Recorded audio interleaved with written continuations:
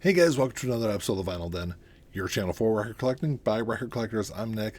Today I'm talking about some great albums from my record collection that have zero value according to Discogs.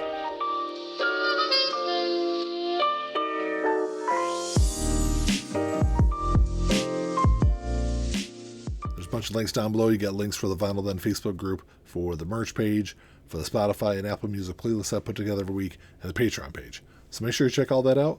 Like always, if you enjoy the episode, make sure you give me a thumbs up, hit that subscribe button down below, make sure you hit that notification bell so you're notified every time I release new episodes.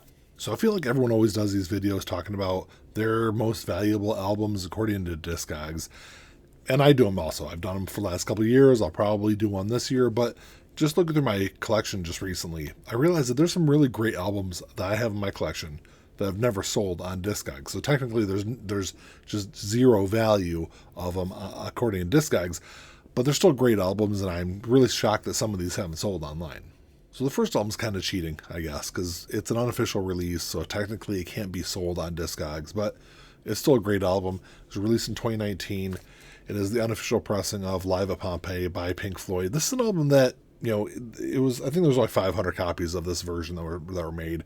This thing's been pressed, to death over the years. There's a bunch of different unofficial pressings out there, but I think this one has the best cover art, but out of all the releases. But this is an album that I'm really surprised Pink Floyd has never officially released this album. It's available on CD. It was part of their early years box set that they released, quite a few years ago now. But, you can get it on CD, but they've never had a vinyl pressing of this album. And instead of pressing something like this, we're just getting, another, the 7,000th copy of The Dark Side of the Moon. But, this is the kind of stuff that I really wish they'd press on vinyl. The next one's one that I'm really surprised hasn't been sold on Discogs, and that is the 2023 pressing of Between the Buttons by the Rolling Stones. So what makes this one different than everything else? So this is the US, if you don't really know, I guess I'll give you some background on this album. There's a UK version, and then there's a US version. The UK version is what came in the Rolling Stones box set a few years ago. It is the only album from the earlier part or the 60s era of the Rolling Stones that didn't also include the US version of the album. So what's the big difference between these two is the US version is the version that has Ruby Tuesday on it. And from what I understand, they didn't include this in the vinyl box set because the Ruby Tuesday was on a compilation that's in the album, in that box set. So that was their justification for not including this one. But this one hasn't been, the US version of this album has not been pressed here in the US in, I think it was 1995 was the last time this got pressing here. So if you're a Rolling Stones completionist, like I am, it's definitely an album you want to have in your collection. That's why, like I said, when I got on Discogs within the last couple of weeks and looked, I was really surprised this one hadn't sold. The next album is another one of those albums where, it sold a bunch, kind of like Between the Buttons, but I'm really surprised this reissue of it hasn't sold. This was a 2022 reissue of Southern Accents by Tom Petty and the Heartbreakers. I think 2017 or 2016 was the last time this got a repress. But, it is a really good album, and because of how popular this album is, because I'm really surprised it hasn't sold on Discogs. I will say about this album, this is the album that, I guess Full Moon Fever was my entry into Tom Petty. And then it was this album that kind of, was the first album outside of Full Moon Fever that I really fell in love with and kind of pulled me into all the earlier stuff he did in his career. Just a great album, and one that, like I said, even if it's sold for, 20, $25, I'm really surprised it hasn't sold on Discogs. Next album is another album that was just released on vinyl last year. This is a 2023 Rhino Red release, but it hasn't been available on vinyl since 1989. Hasn't been pressed here in the US since it was first released back in 1985. And that is Knee Deep in the Hoopla by Starship. So this is an album that, of course, We Built the City was the huge track on here. Sarah was a pretty big track also. But I hadn't listened to this album in probably 35 years before I picked this up on vinyl. And, I did not remember this album being as good as it is. It's one that, like I said, with it not being available on vinyl for so long, I'm really surprised it hasn't sold on Discogs. The next album is one that I know has value. Testpressings always have some kind of value to them.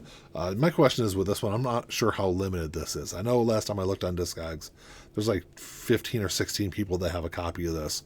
But I'm not sure how many test pressings there are that are available out there. This is from 2021. It is the test pressing for Slowly Going the Way of the Buffalo by MXPX. So when this was released, it came in just a plain white sleeve. I had this custom cover made for it just because I like having some kind of artwork for the album. And then the album itself is just on the A to Z media label. And like I said, it just came in that plain paper sleeve there. So this is the test pressing for the box set that MXPX released in 2021. Like I said, I know there's value to this album. It's one of my favorite punk albums of the later part of the 90s, and just a cool thing to have in my collection. Another MXPX album that I was really surprised doesn't have any value, at least according to Discogs, is their latest album, Find a Way Home. So this is a special edition version of Find a Way Home that came out last year. It's got a die-cut cover on it here, and it's got the interchangeable inner sleeve where I think one picture is like the sun, and you can flip it over. The other picture is the moon. And then they also have this insert that in celebration of the eclipse that happened, was it last month or a month before? I think there was only 1,600 copies of this that were pressed. It's on red and black splatter vinyl. It's probably not, it's not one of their best albums, but it's still a really good album. Like I said, because of how the limited nature of this album, or this release, or this version of this album, I'm really surprised it hasn't sold on Discogs. I think the obscurity of this next album is one of the reasons why it hasn't sold on Discogs. I mean, I guess I shouldn't say obscure. I mean, it did hit number 75 here in the US, so I mean, it did sell pretty well. I think it was number 1 in the UK, but it's the 2020 release of Weird by Youngblood. This is the Ice Cream Man version of the album. It's got a slightly different coloring to the album artwork. I think it's on just regular clear vinyl. It's Youngblood's a really interesting artist, and this is a really interesting album. This is something that really kind of shows where, I don't want to call this a punk album, but there is some very strong pop punk themes on this album, and it's kind of where punk music has been going over the last couple of years. And like I said, it hit 75 here in the US. I think on the rock charts it was like 45 or 40. But just having this album, or this version of this album, available on Amazon for like 20 or 25 bucks, I'm surprised that hasn't sold on Discogs. And then the last album I got on my list is Oka Rising by Dropkick Murphys. This is an album that, this is a follow-up to their 2022 album, This Machine Still Kills Fascists. Both of them are a collaboration with Woody Guthrie's daughter. It's all unused lyrics from Woody's career, and then paired up with, I guess Dropkick Murphys took those songs, or took those lyrics, and built songs around them. It's a cool release. Is it as good as some of the other stuff in the Dropkick Murphys career? No. But they're still really cool releases. They're both fully acoustic albums. This is on white and gray swirl vinyl. Also came with a 7-inch. I think because of the limited nature of this album, is another one of those albums where I'm surprised that it hasn't sold on Discogs. Well, that's all I got for you today, guys. Thanks for checking the show out. This is a kind of interesting topic. It's something I've never talked about on the channel here. Everyone always talks about their most valuable albums according to Discogs, but no one ever looks at the flip side of that. The albums have never sold on there, so there's no real value to them, at least according to Discogs. Even though, like I said before, these are like limited pressings or test pressings and things like that. So I know there's real value to them, but according to Discogs, it doesn't really work out that way. But drop me a comment down below. Let me know what albums you guys have in your collection. They have a zero value, at least according to Discogs. But if you guys enjoyed the episode, make sure to give me a thumbs up. Hit that subscribe button down below. That's all I got. Until next time, keep on spinning. Peace.